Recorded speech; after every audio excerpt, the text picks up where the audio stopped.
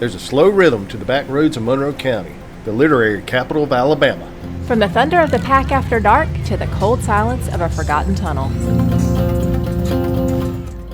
We're chasing stories found in the shadows of a Mockingbird fame and the simple warmth of a morning brew. Across the deep curves of the South, toward the perfect cut of steak. This is Bikes, Sights, and Bites.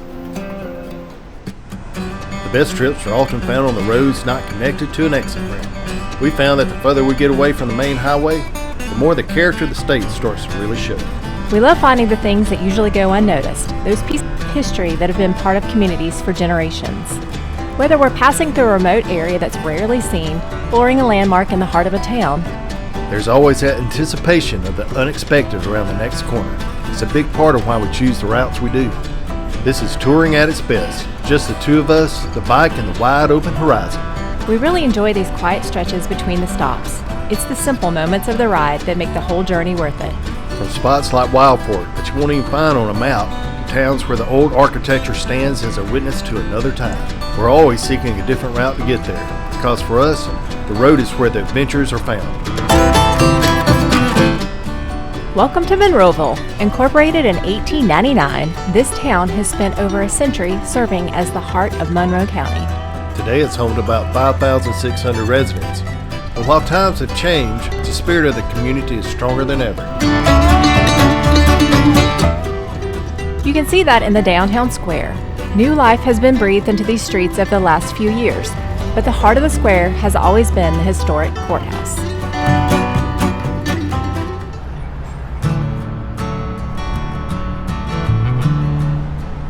Welcome to the historic Monroe County Courthouse. It was built in 1903.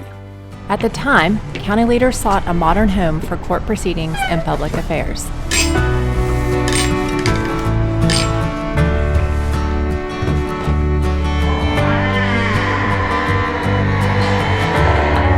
That was awesome.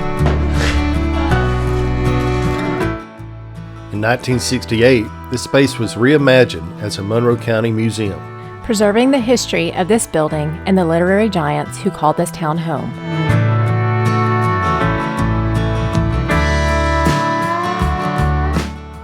The entire bottom floor is dedicated to Monroe County's history, featuring artwork that depicts the heritage and the people of this region. In the surrounding rooms, you'll find the old desk and mechanical equipment from back when these halls were the center of county government.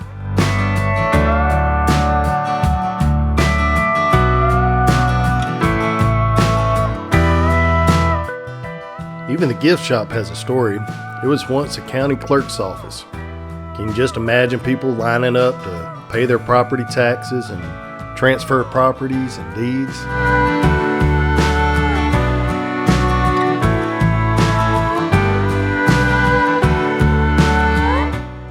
As we head upstairs, the atmosphere starts to change. This floor is dedicated to the legends that put Monroeville on the map. It's here that the museum pays tribute to the town's two most famous authors.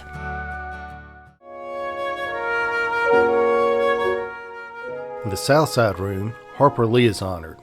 Her 1960 masterpiece, To Kill a Mockingbird, has sold over 40 million copies worldwide.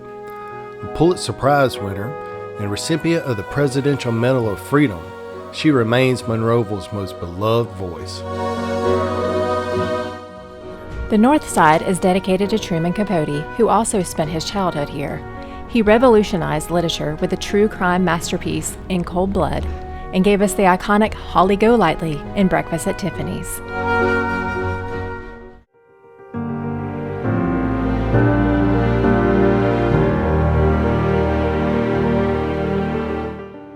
In the iconic courtroom, we are stepping onto the stage of a cinematic and literary masterpiece.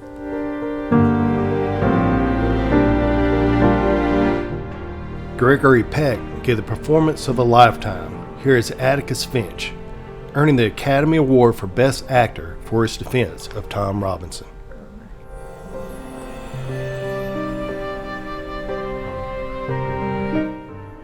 The movie set also won an Oscar for Best Art Direction because this room perfectly captured the heavy, unmistakable atmosphere of the American South.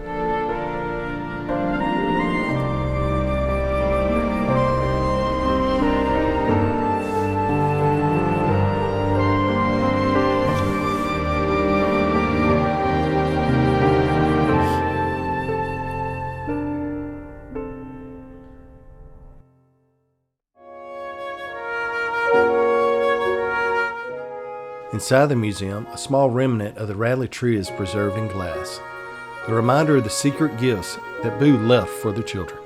We're also paying tribute to the legendary Robert Duvall, who passed away recently.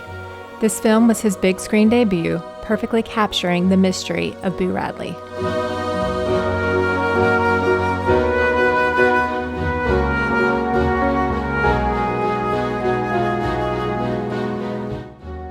Just down the street, we find the ruins of the house where Truman Capote spent his summers. While only the rock wall remains, you can almost imagine Scout, Jim, and Dill playing in the yard right here between the childhood homes. The Lee home has been replaced by an ice cream parlor, where children of this generation come for a cold treat and a little bit of history.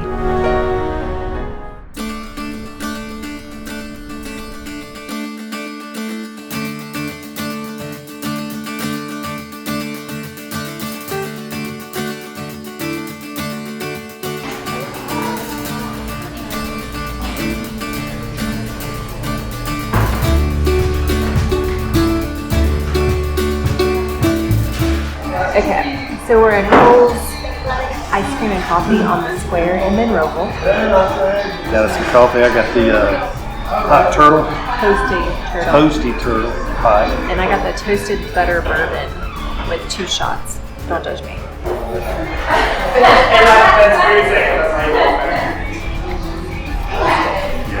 That's tasty and it's Yeah, it's very tasty. Very sweet.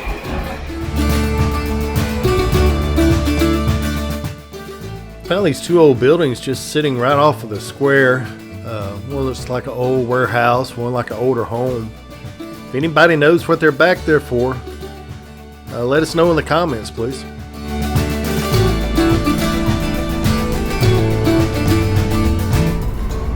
As we head out of town, we're passing through the historic district. These beautiful homes near the library date back to the early 1900s. Many of these are built in the Queen Anne and Greek Revival style, the very same porches and parlors that inspired the setting for Maycomb in the movie.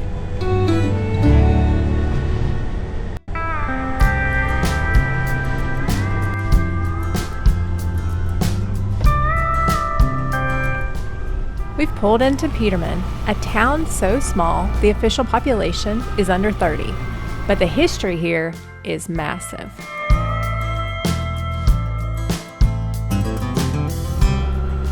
In 1900, they used oxen to pull the entire downtown downhill to meet the railroad. Today it's a perfectly preserved time capsule.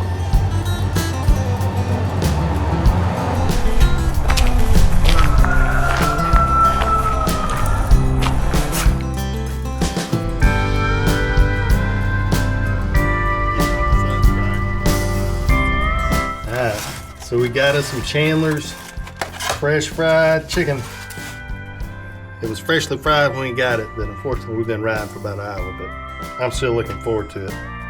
Big time. And some okra. And potato wedges. Potato log is good.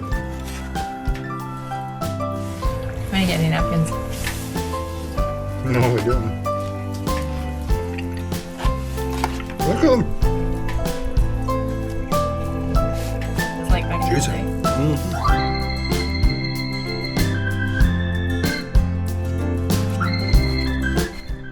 We are going to take a look inside the old Pure Oil Station, a landmark on Railroad Street that's been transformed into the town's unofficial museum.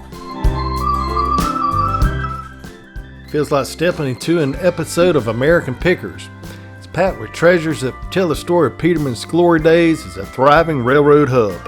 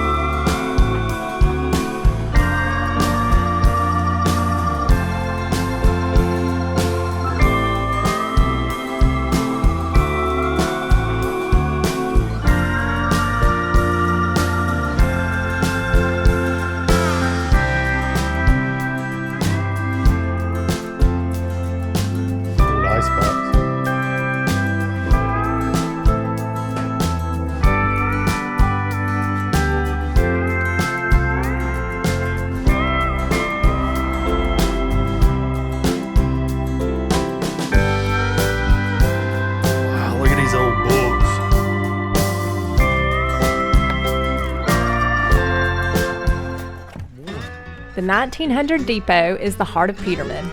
The entire town was actually moved to this spot just to be closer to the L&N Railroad line. This structure is a piece of Hollywood history also. It was a primary filming location for the movie Heaven's Fall. It stood in as a vintage 1930 train station. This is the Stanton Dog Trot House, a rare 1880s cabin that shows exactly how pioneers beat the Alabama heat. I can step back in time here. We have school tours and they're just amazing. It's beautiful.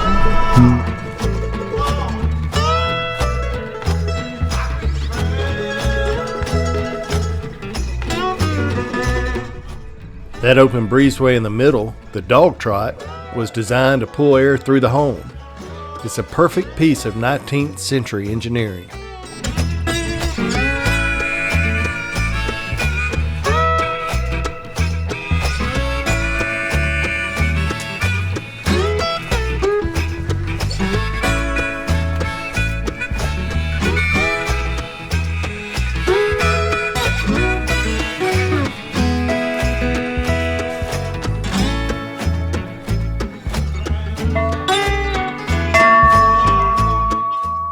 Of course, Matt had to ring the bell. I'm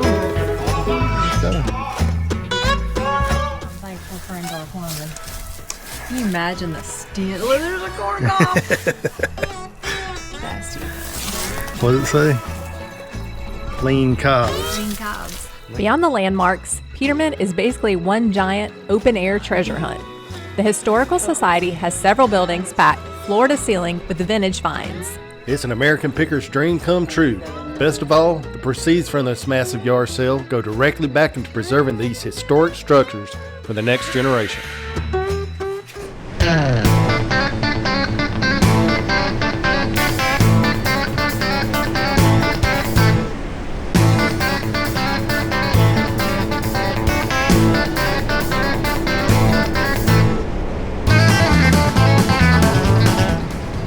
Oh yeah, I love it when I find a road I've never ridden before. It turns out great.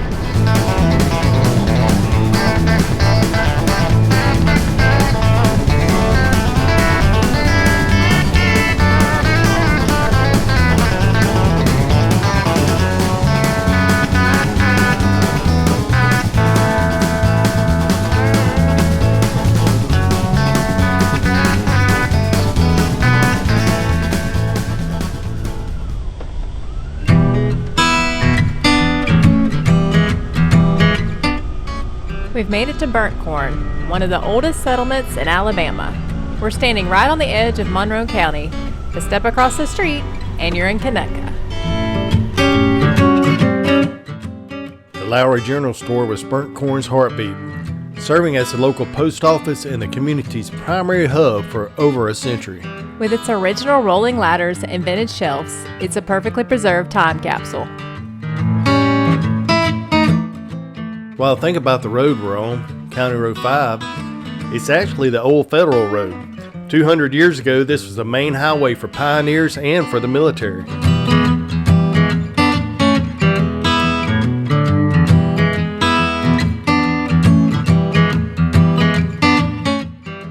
One of these buildings is supposed to have been the old casket shop.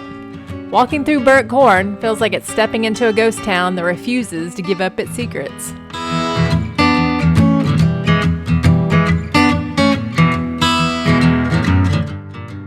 There's old, and then there's real old.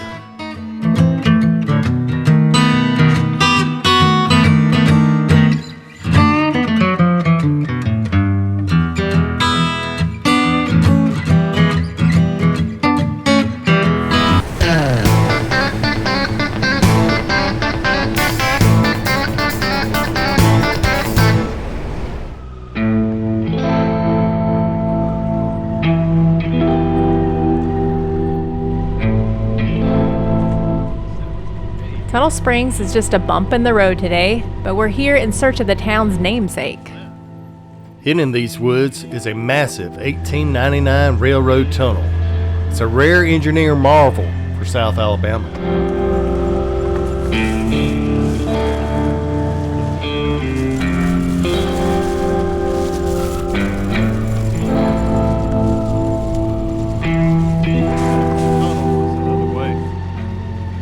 I'm really not sure if we're heading the right direction at this point. Well, we think we're on the right trail to get to the tunnel springs. Definitely the topography's starting to look like it's cutting into the side of this hill, so we're hoping there is a tunnel ahead. If we hear banjos, you're gonna see the back of me. Yeah. Alright, so we're still walking. We've been walking, what, 30 minutes? 50? It seems quite a while. Little trees down here. And this rail trail is still going. We're still in search of this tunnel, so I really hope we're going to find it. We're expecting this to be a 15-20 minute venture, but it might be a good hour or two now, so we'll see how that affects our plans. Looking like we made it to the end of the trail. I just went 2 miles by foot. I'm not stopping now. So we're gonna come in here and see this tunnel. If there's anybody living in it, I'll just have to have a visit.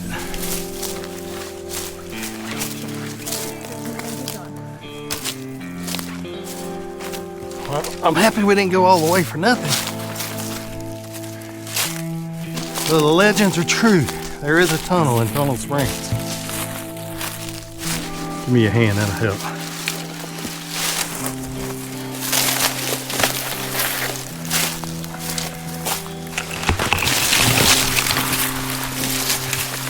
Careful to get tripped on that.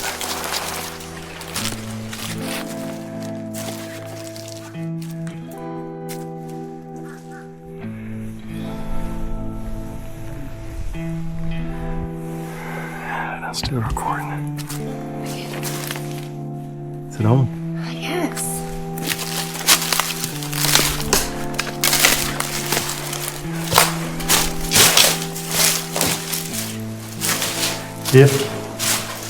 If bats do start coming, look down. So if we do get pooped on, they don't get that far yet. You can see the end, right? You see the light down there?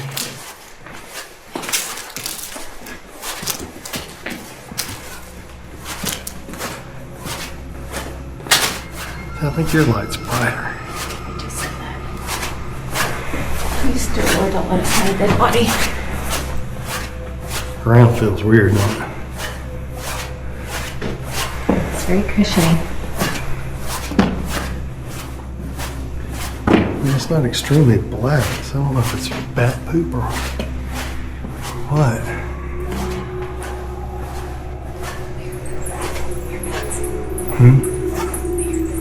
I hear him too. I see him. See? There's one right there. You see it? My hand's pointing. It's hard to tell noise-wise if they're in front of us or behind us. But look at all that up there. That's bat crap. Pretty sure we're breathing it in right now. Yeah. You ready to turn around? Yeah, I am. Or do you want to go ahead and push through to the other side? I got that thing in my mouth. It stinks. Let's head back.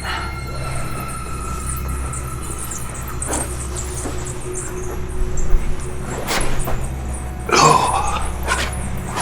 Yeah, that got strong all of a sudden. I don't know if the wind shifted or what. Oh my goodness. It's like burning my nose. So there's definitely bats. We could hear them. It sounded like a bunch of them. There's bat poo everywhere. The smell, it's really more of a urine smell. It just got so strong that eyes started to burn, nose on fire. So we went far enough. but you could literally see the back. Something on the ceiling.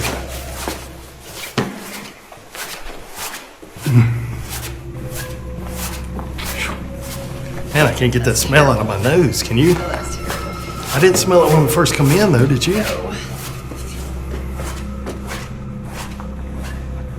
It's really bad right now. Yeah, it is. It's not like stinks. Like, oh my goodness, that smells terrible. It's just strong. It smells like rotted, wet grass, but strong. Doesn't it smell like dead body? Hope we don't smell like that tonight for dinner. I have perfume. I don't know about you. I got perfume. I don't know about you. I prefer to smell of perfume than that. Alright, I'm sure that's blindingly bright. I may just have to. Is that the bike I see up there? Nope. I see something glistening in the distance. You don't see that? I see the tree across the road. I'm pretty sure I see light reflecting off of something up there. You telling me you can't see that? The bike up there? I don't know what you're seeing. I see leaves in the tree. You see that tree? There's something past that tree that's across the road. Could be a dude with a dagger waiting on us.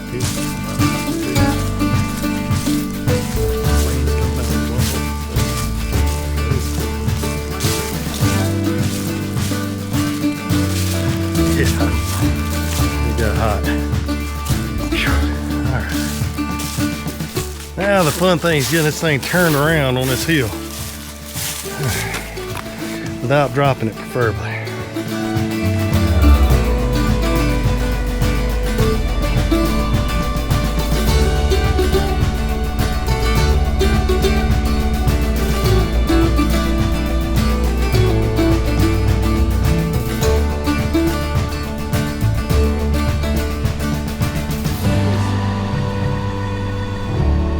When you're recording, stop recording.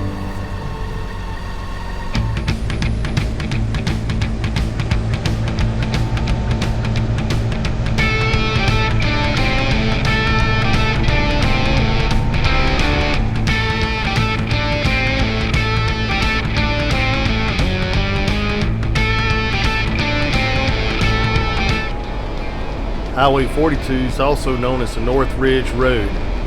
It sits on top of a ridge that's just north of the town of Monroe. It connects Highway 21 to Highway 41. It's a real awesome ride.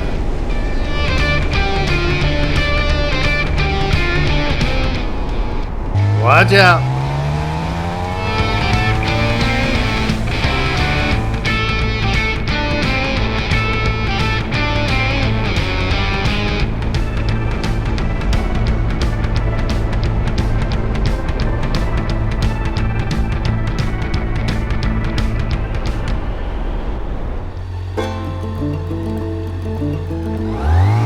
Welcome to the Claiborne Lock and Dam. Built by the Army Corps of Engineers in 1971, this massive structure was the final piece in making the Alabama River fully navigable. The dam creates the Claiborne Lake, which stretches 60 miles upstream. It's one of the most pristine and untouched lakes in the entire Corps system. It's a real paradise for local fishermen. Right next to the lake is Isaac Creek Campground, a hidden gem maintained by the Army Corps of Engineers. It's a perfect spot for birding or fishing, with 60 campsites tucked right between the creek and the Alabama River.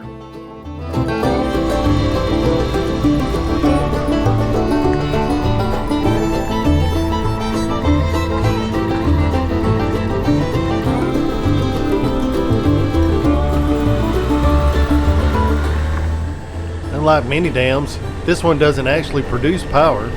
Its sole purpose is to maintain a 9-foot deep channel so barges and boats can travel all the way from Mobile to Montgomery.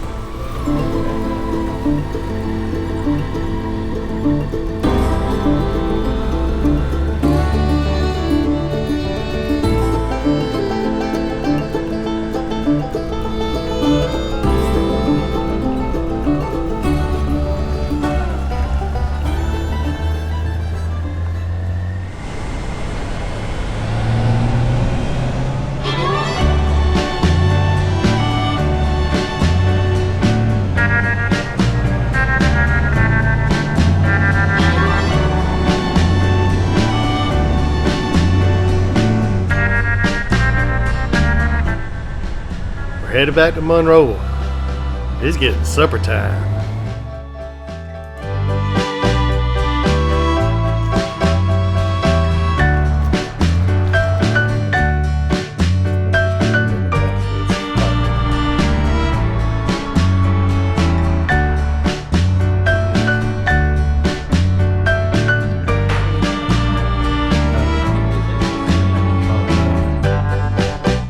Alright, tonight we're in Monroeville, Alabama, and we're at the Courthouse Cafe, and getting fueled up, getting ready to go. Got a salad coming right now. Oh, wow. Thank you so much. You're welcome. And it's going to be a cool ride home tonight, so we definitely need to get plenty of energy. We've had a very, very long day. Got to see a lot, do a lot. Didn't Do get our- killed. That was the most important thing. Definitely had I'd say our biggest adventure today in going and see the Tunnel Springs. So it's been a good day. Looking forward to a real good warm meal to get us going. Yeah, they're having a Mardi Gras Parade here. I didn't know that Monroe County actually celebrated Mardi Gras this far north. For dinner, I started with a side salad, had the seasoned ribeye with a baked potato. I ordered the bourbon ribeye, baked potato, and of course, the fried okra.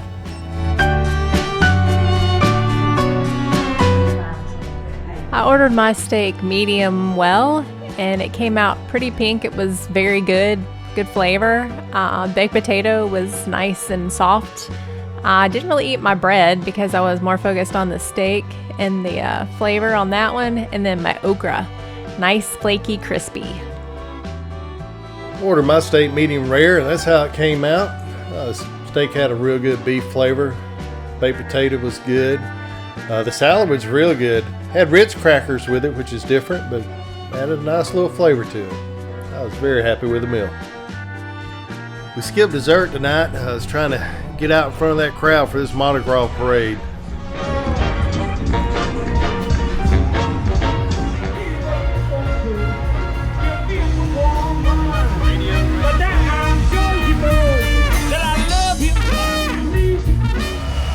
Rev it up!